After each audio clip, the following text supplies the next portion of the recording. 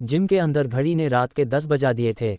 बाहर पूरा शहर सन्नाटे में डूबा था, लेकिन जिम की हल्की रोशनी और दीवारों पर लगी बड़ी बड़ी शीशे की खिड़कियां किसी अलग ही दुनिया का एहसास करवा रही थीं।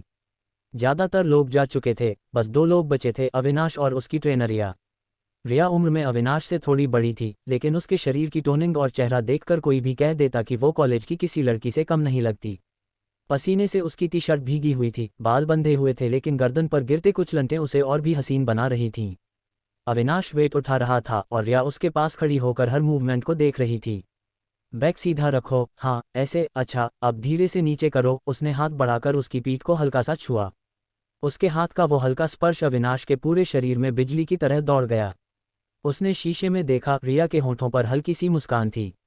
धीरे धीरे एक्सरसाइज खत्म होते होते जिम का माहौल बदलने लगा। खामोशी और दोनों के बीच की केमिस्ट्री तेज हो चुकी थी।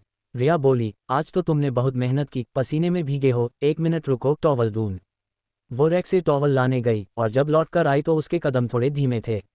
उसने टॉवल अविनाश की गर्दन पर रखा और खुद अपने हाथों से उसका पसीना पोंछने लगी। अविनाश की सांसें भारी हो चुकी थीं। वो पल कुछ ऐसा था जैसे दोनों के बीच हवा ही नहीं, आग जल रही हो।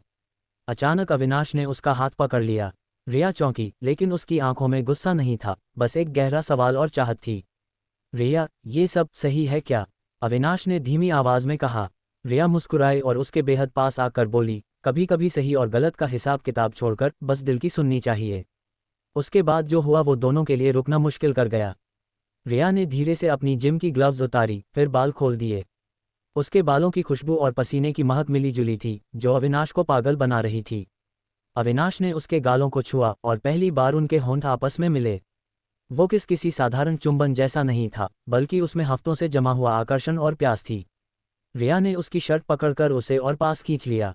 जिम का खाली हॉल, शीशों में उनकी परछाइयां और दोनों की सांसों की आवाज़, सब मिलकर उस रात को और भी नशे से भर रहे थे।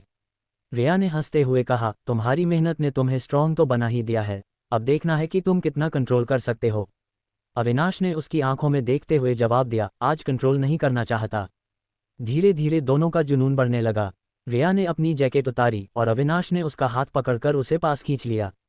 दोनों की धड़कनें तेज, सांसें भारी और दिल की धड़कनें एक हो चुकी थीं। उस रात जिम वेट्स और मशीनों से नहीं, बल्कि उनके प्यार और चाहत से गूंज रहा था। पसीने, स्पर्श और लंबे किसेस के बीच दोनों ने एक दूसरे को वैसे महसूस किया जैसा पहले कभी नहीं किया था।